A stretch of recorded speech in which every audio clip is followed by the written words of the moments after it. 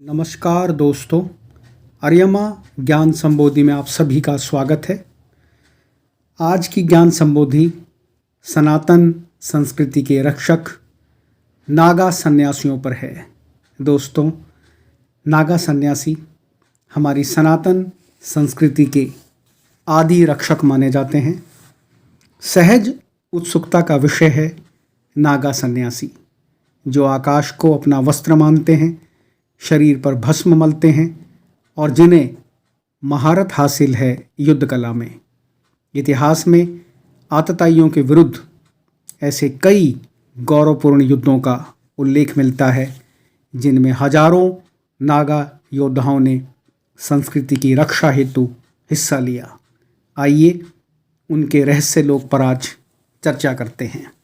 दोस्तों, हर 3 साल के अंतराल में हरिद्वार, प्रयागराज, उज्जैन व नासिक में होने वाले कुंभ मेले का सबसे बड़ा आकर्षण होते हैं 10 नामी सन्यासी अखाड़ों से जुड़े नागा सन्यासी, यानी अवधूत।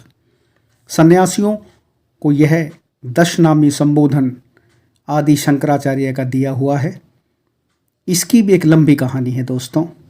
असल में आदि शंकराचार्य ने पूर्व में जगन्नाथपुरी, गोवर्धन पीठ, पश्चिम में द्वारका शारदा पीठ, उत्तर में ज्योतिर्मठ और दक्षिण में श्रृंगेरी पीठ की स्थापना के बाद देश भर में विभिन्न पंथों में बटे साधु समाज को 10 पदनाम देकर संगठित किया। ये 10 पदनाम हैं: तीर्थ, आश्रम, वन, अरण्य, गिरि, पर्वत, सागर, सरस्वती, भारती और पुरी। इसके उपरांत शंकराचार्य ने इनमें से वन व अरण्य पदनाम गोवर्धन पीठ, तीर्थ व आश्रम पदनाम शारदा पीठ, गिरि, पर्वत व सागर पदनाम ज्योतिर्मठ और पुरी, भारती व सरस्वती पदनाम श्रृंगेरी पीठ से संबद्ध कर दिए। ये संपूर्ण व्यवस्था उन्होंने बिखरे हुए संत समाज को व्यवस्थित करने के लिए की। कालांतर में इन्हीं 10 नामी सन्यासियों के बीच से नागा सन्यासियों का अभ्युदय हुआ। दोस्तों, नागा जो आकाश को अपना वस्त्र मानते हैं, शरीर पर भस्म मलते हैं, दिगंबर रूप में रहना पसंद करते हैं और जिन्हें युद्ध कला में महारत हासिल है, देखा जाए तो नागा सनातनी संस्कृति के संवाहक हैं और आदि शंकराचार्य द्वारा स्थापित परंपरा का निर्वाह करते हुए विभिन्न अखाड़ों में रहते हैं। हरिद्वार समेत दूसरे तीर्थों के दूर दराज इलाकों, हिमालय की कंदराओं, प्राकृतिक गुफाओं आदि स्थानों पर ये आम जनजीवन से दूर कठोर अनुशासन में रहते हैं। दोस्तों, कहते हैं दुनिया चाहे कितनी भी बदल जाए, लेकिन शिव और अग्नि के ये भक्त इसी स्वरूप में सदा इस पृथ्वी पर विराजमान रहेंगे। अब मन में यह सवाल उठना लाजमी है कि नागा सन्यासी शीत कैसे बर्दाश्त करते होंगे। असल में नागा 3 प्रकार के योग करते हैं जो उन्हें शीत से निपटने की शक्ति देता है। नागा अपने विचार और खान पान दोनों में ही संयम रखते हैं। दोस्तों, देखा जाए तो नागा भी एक सैन्य पंथ है। आप इनके समूह को सनातन सैन्य रेजिमेंट भी कह सकते हैं। इतिहास में आतताइयों के विरुद्ध ऐसे कई गौरवपूर्ण युद्धों का उल्लेख मिलता है, जिनमें हजारों नागा योद्धाओं ने हिस्सा लिया और अपनी जान की बाजी लगाकर सनातन संस्कृति की रक्षा की। ऐसा नहीं है कि नागा साधु सिर्फ पुरुष ही होते हैं, कुछ महिलाएं भी नागा साधु होती हैं और गेरुआ वस्त्र धारण करती हैं। इन्हें अवधूतनी कहा जाता है। दोस्तों, इतिहास के पन्ने पलटें तो पता चलता है कि 14वीं सदी के आरंभ में आतताई शासकों ने सनातन परंपरा को आघात पहुंचाना शुरू कर दिया था। तब परमहंस सन्यासियों को लगने लगा कि उनकी इस राक्षसी प्रवृत्ति पर शास्त्रीय मर्यादा के अनुकूल विवेक शक्ति से विजय पाना असंभव है। सो एक कुंभ पर्व पर 10 नामी सन्यासियों और सनातन धर्म के ज्ञाता विद्वानों ने तय किया कि क्यों न शस्त्र का जवाब शस्त्र से ही दिया जाए। नतीजा, 10 नामी सन्यासियों के संगठन की सामरिक संरचना आरंभ हुई। असल में स्थिति भी ऐसी ही थी।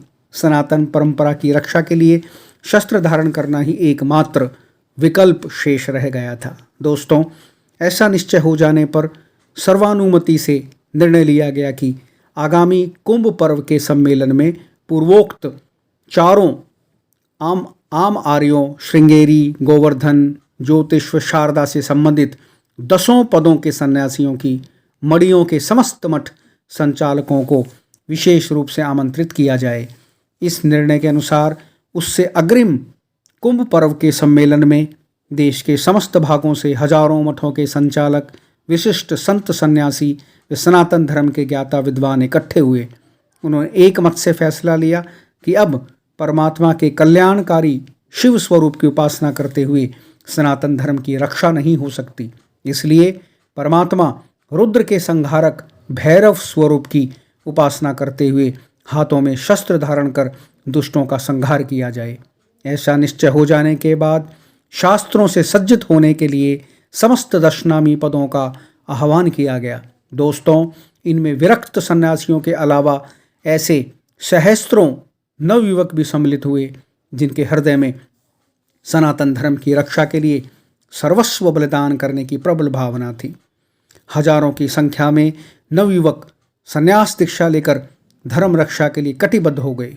परमात्मा के भैरव स्वरूप की अविच्छिन्न शक्ति प्रचंड भैरवी माँ दुर्गा का आह्वान कर उनके प्रतीक के रूप में भालों की संरचना हुई। इन्हीं भालों के सानिध्य में 10 नामी सन्यासियों को युद्ध कला का प्रशिक्षण देकर शास्त्रों और शस्त्रों से सुसज्जित किया गया। इसके बाद प्रशिक्षित एवं शस्त्र सज्जित सन्यासियों ने वस्त्र आदि साधनों का परित्याग कर दिया। आदि शंकराचार्य से पूर्व ऐसे परमहंस सन्यासी वस्त्र त्याग कर दिगंबर अवस्था में रहते थे। उसी तरह ये सन्यासी भी शरीर में भस्म लगाए दिगंबर अवस्था में रहने लगे। इसी दिगंबर रूप ने इन्हें नागा सन्यासी के रूप में प्रतिष्ठित किया। कालांतर में नागा सन्यासी संज्ञा उनकी एक पहचान बन गई। इस प्रकार धीरे धीरे नागा संस्कृति सनातन संस्कृति का एक अटूट अंग बन गई। दोस्तों, नागा सन्यासी बनना आसान नहीं है। इसके लिए कठिन परीक्षाओं से गुजरना पड़ता है। जब भी नागा बनने का इच्छुक कोई व्यक्ति किसी भी सन्यासी अखाड़े में जाता है तो उसे पहले कई तरह की परीक्षाएं देनी पड़ती हैं। सर्वप्रथम संबंधित अखाड़े के प्रबंधक यह पड़ताल करते हैं कि वह नागा क्यों बनना चाहता है। उसकी पूरी पृष्ठभूमि और मंतव्यों को जांचने के बाद ही उसे अखाड़े में शामिल किया जाता है। ऐसा माना जाता है कि अखाड़े में अपने गुरुओं की सेवा करने के बाद और कई कर्मकांडों को समझने के बाद और उनका हिस्सा बनने के बाद ही कोई व्यक्ति विशेष नागा दीक्षा ग्रहण करता है। जब संबंधित व्यक्ति के गुरु को अपने शिष्य पर भरोसा हो जाता है तो उसे अगली प्रक्रिया में शामिल किया जाता है। यह प्रक्रिया दोस्तों कुंभ के दौरान शुरू होती है। इस अवधि में संबंधित व्यक्ति को सन्यासी से महापुरुष के रूप में दीक्षित किया जाता है। उसे गंगा में 108 डुबकियां लगवाई जाती हैं। फिर भस्म, भगवा और रुद्राक्ष की माला दी जाती है। महापुरुष बन जाने के बाद उसे अवधूत बनाए जाने की तैयारी शुरू होती है। अखाड़ों के आचार्य अवधूत बनाने के लिए सबसे पहले महापुरुष बन चुके सन्यासी का जनेऊ संस्कार करते हैं और उसके बाद उसे सन्यासी जीवन की शपथ दिलवाई जाती है। साथ ही उसके परिवार और स्वयं का पिंडदान करवाया जाता है। इसका तात्पर्य यह होता है कि वो परिवार और संसार के लिए मर चुका है। पिंडदान करने के बाद दंडी संस्कार होता है और उसे पूरी रात पंचाक्षरी मंत्र ओम नमः शिवाय का जाप करना पड़ता है। रात भर चले इस जाप के बाद भोर होने पर अखाड़े ले जाकर उसे विजया होम करवाया जाता है और फिर गंगा में 108 डुबकियों का स्नान होता है। गंगा में डुबकियां लगाने के बाद उसे अखाड़े के ध्वज के नीचे दंडी त्याग करवाया जाता है। नागा पंथ में शामिल होने की प्रक्रिया के दौरान इन सन्यासियों को सिर्फ एक लंगोट में रहना पड़ता है। उन्हें दिगंबर कहा जाता है।